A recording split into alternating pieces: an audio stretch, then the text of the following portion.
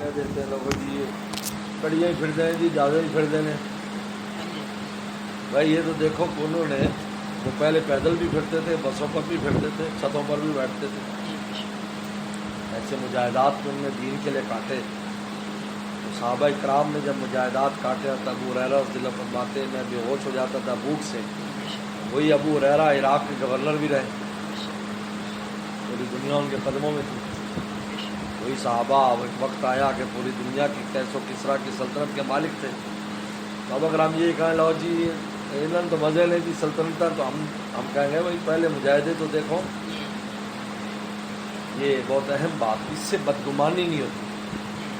اصل میں کہتے ہیں جو سب سے خطرناک مرض ہے وہ اپنے بڑوں کے ساتھ بدگمانی. دیکھو یوں ہے نا اپنے اوپر قیاس کرتے ہیں ہم نے کچھ کیا ہی نہیں, ہم نے کیا نہیں تو ہمیں ملے گا کیا. جتنی جس کی قربانی اتنی خدا کی مہربانی. یہ کبھی بدگمان کا دیکھو یہ دیکھیں کہ انہوں نے جوانیاں کس طرح گزاری, کن حالات میں گزاری, کن تکالیف میں گزاری, کیا مجاہدات کی. تو اللہ تعالیٰ کی سنت ہے جب آدمی مجاہدہ کرتا ہے تو بعد میں لنا جنم سبلنا راستے کھول دیتے ہیں. یہ ریونڈ مرکز کو 1950 میں پہلے اجتماع میں حضرت والد صاحب گئے تھے یہاں. اس وقت یعنی کئی دن فاقے ہوتے تھے وہاں اس ریونڈ مرکز میں. اب ہم جائیں گے تو ہم ان فاقوں کا تصور بھی نہیں کر سکتے, لیکن انہی فاقوں کی مجاہدے سے آج یہ نظام چل رہا تھا.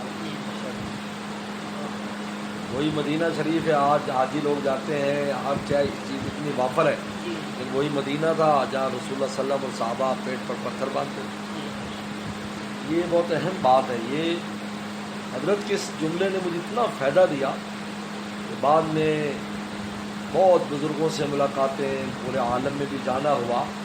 کسی عالم پر کسی پر کبھی بدگمانی یار یہ کہاں سے وہی ہو رہا ہے یہ, اس لیے کہ ان کے جب ہم پچھلی زندگی دیکھتے ہیں وہ تکالیف اور مجاہدات میں, اس کے بعد اللہ نے ان کے لیے راستے کھول دیے.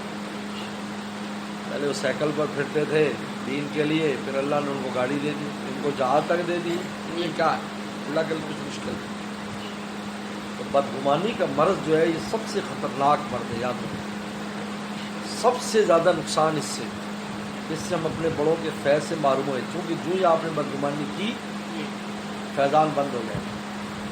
اور اس کی بڑی خوبصورت مثال دی ہے بدگمانی. آپ کے سامنے ٹوٹی لگی ہوئی ہے ٹینکی کی, آپ پانی بھریں بالکل صاف ستھرا پانی. اگر آپ ڈھیلا رکھ دیں اور نیچے پانی بھریں گے تو پانی ڈھیلے پر گر کر جو آئے گا تو وہ پانی گدلا اور مٹیالا ہوگا. اس میں قصور اس ڈھیلے کا ہے, پانی کا نہیں. تو ہم اپنے بڑوں سے, ہمارے استاد مشائخ, ان سے فیضان تو صاف ستھرا ہے, لیکن بدگمانی کا جو ڈھیلا ہمارے دل میں ہے وہ ہمارے قلب کو مقدر کر دیتا ہے. کبھی بدگمانی نہ کرے کبھی, اور اپنی زبان کو, دل کو اور زبان کو محفوظ رکھے ہر چیز سے, کیونکہ ہمیں معلومات نہیں. بدگمانی کا مطلب کیا ہوتا ہے؟ بغیر معلومات کے لڑ بازی جس کو کہتے ہیں, بغیر سنے وہ کہہ رہے ہیں, وہ کہنے والا بھی واسطہ معتبر ہے یار.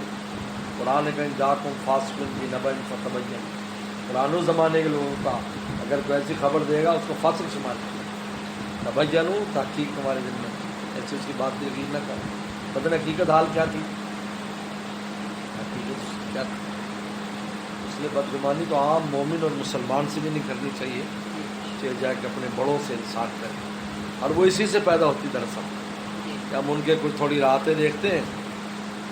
وہ جناب ہمارے ایک وہاں ایک مولوی صاحب مجھے میرے کہا جی دیکھو جی حضرت کے پوتے نے گڈی لے لی نہیں, میرے پاس موٹر سائیکل بھی نہیں. ایسے بات نہیں.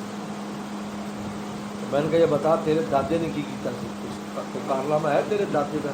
نہیں جو ہوتے جٹ سی بکری چلاتا سی. تو میں کہا پھر جس کا دادا یہ ہوئے گا تو اندر پوتے نو تو موٹر سائیکل کی سائیکل لب گیا بھی شکر ہے. انہوں نے دادے نے کی کیتا ہے تو یہ تو ویکھ دا.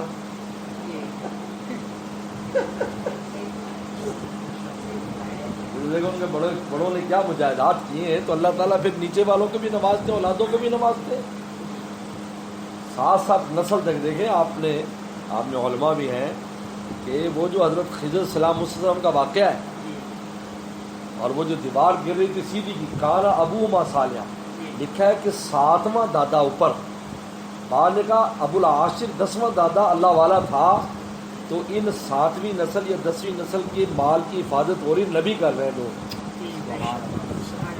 اب اس سے بتاؤ کہ اگر کسی کا دادا یہ مجاہدے کر کے اللہ خوش رکھا ہو تو وہ تو 7 نسلوں تک انہوں دی روٹی تو کھل جائے۔